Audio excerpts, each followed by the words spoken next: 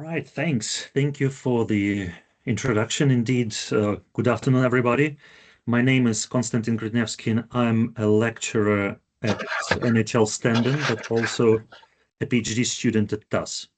The focus of my PhD is on transformative tourism experiences. And today I will like to tell you a story of my personal epic stay, but through the lens of my research and how it could have been intentionally designed to become a truly transformative experience. So today I will cover three parts. I will tell you about my epic stay, what transformative actually means, and suggest what concrete design moves hosts could have used before, during, and after the stay to make it transformative. But first, I need to tell you a bit about myself and where I usually stay. I am a keen hiker and a packrafter. You can see my yellow inflatable boat in some of the pictures. I have a dozen of tents and a couple of hammocks, and I'm not afraid to use them. And the phrase, why settle for a 5-star hotel when you can sleep under a 1,000-star sky, is something that I can really agree with.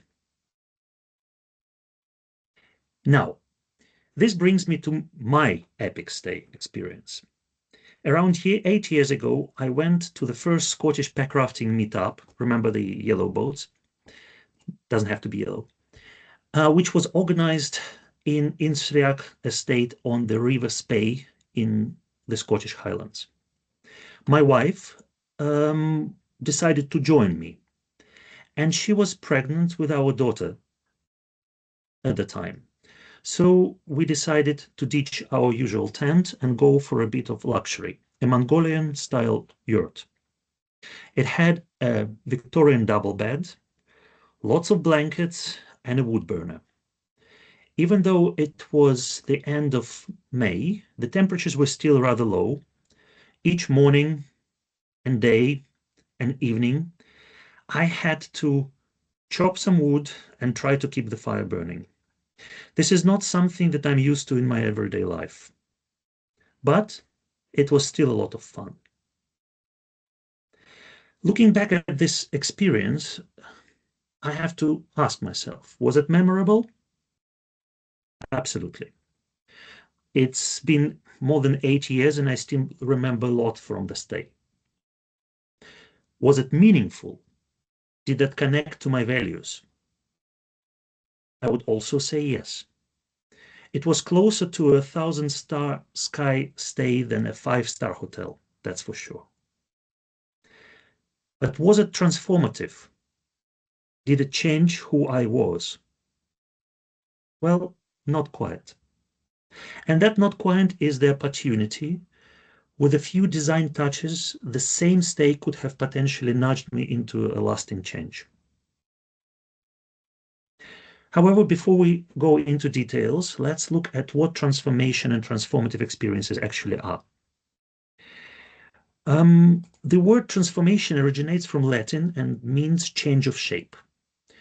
But I have to stress it's much more profound than change, as change is fickle, while transformation goes deeper and is more long-lasting. In simple terms, transformative experiences in the tourism context would be defined as powerful travel moments sparked by new, challenging, or emotional situations that, through reflection and personal involvement, lead to significant lasting changes in how people think, feel, or act. As you can see from the definition, it's possible to identify triggers of transformation that would be new, challenging, and emotional situations, as well as transformative process.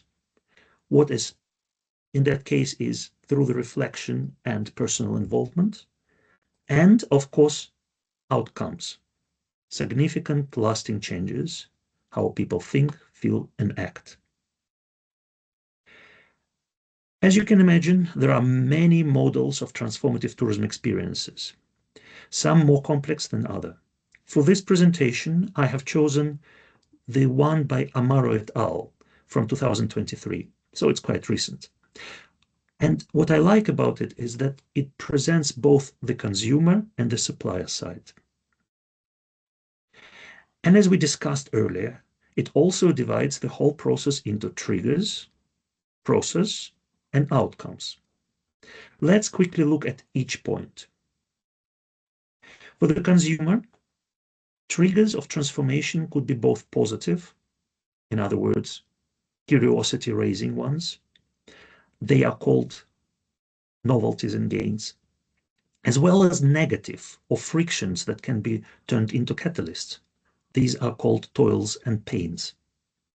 Examples of novelties and gains are sleeping in an unusual place like a yurt, or immersion in nature and dark skies. Examples of toils and pains can include cold start, limited hot water, or a compost loo, darkness, and unfamiliar sounds at night.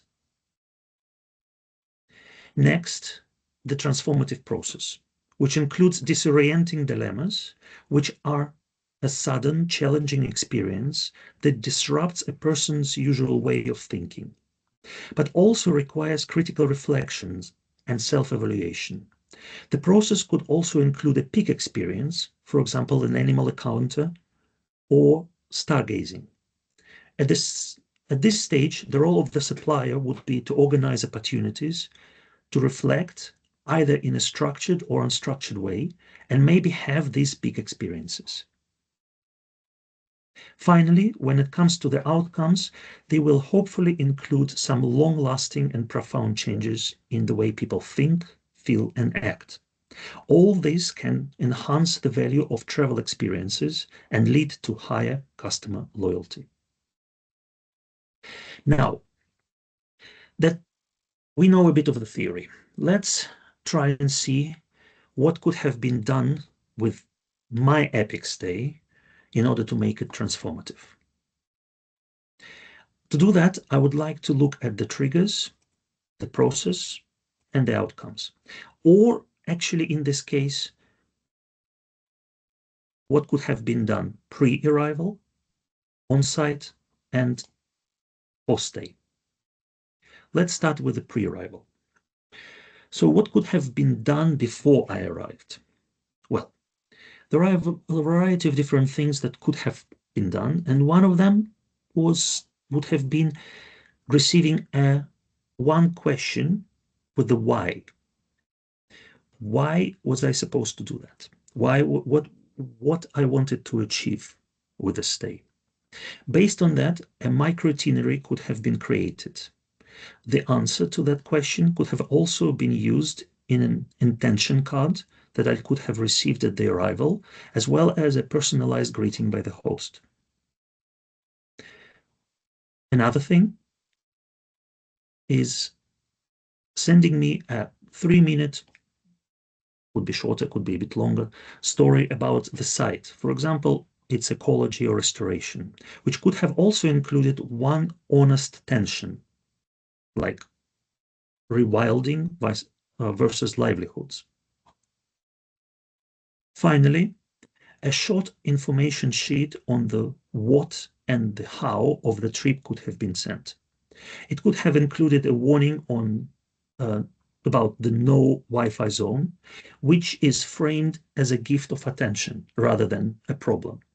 How another thing could have been about practical information, how to light and tend the stove, a heads up about likely toils like a cold start or limited water, plus how the host would have supported me. It's actually quite interesting to see that the previous speaker already has some kind of book like that. So it does support this. So there is some kind of information. So all these actions could have resulted in intention setting, framing the place, and setting expectations so any toils become productive challenges. Once on the site, The host could have used reflective learning and peak moments to start the process. For example, a gentle disorienting task, such as resource budget for wood, water, tracking the usage with a tally or meter, or a bedtime prompt, what assumption did today challenge? Another option is a guided micro dialogue, which is either a 15-minute fireside question cards for a self-guided dialogue with your companion, or a short host-led walk that linked my habits or our habits to examples of local ecosystems.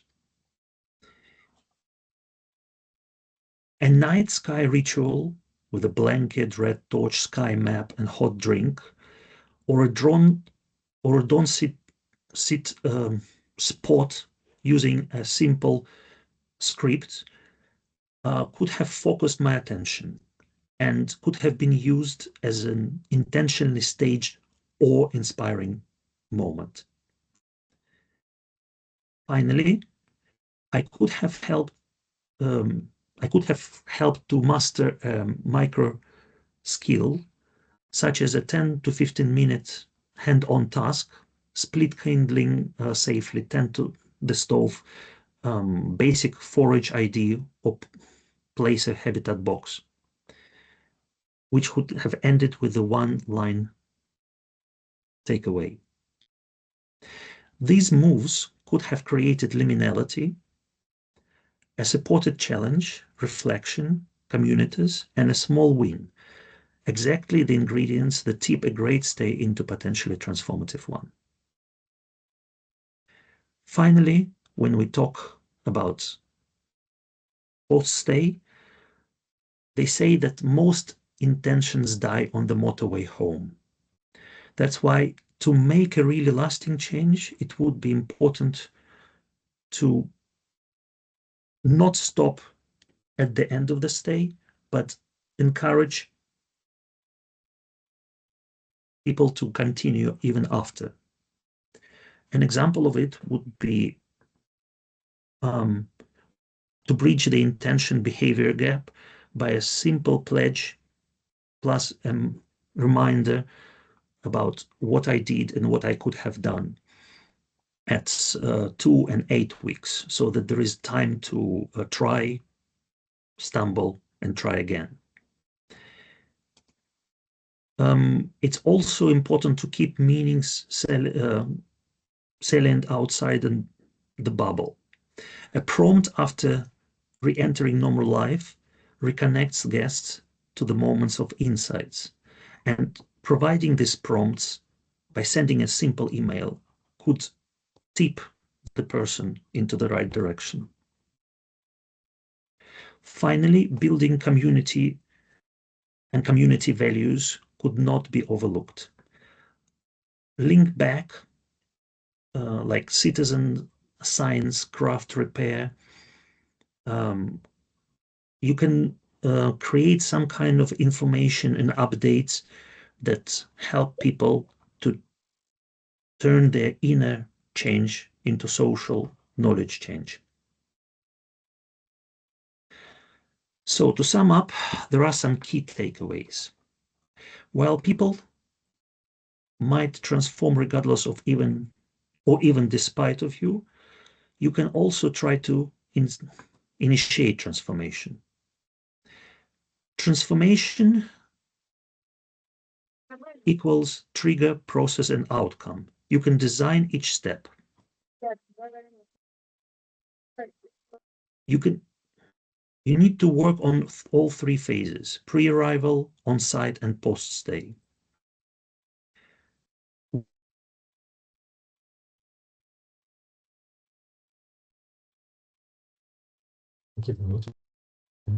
Konstantin, I think you're muted there.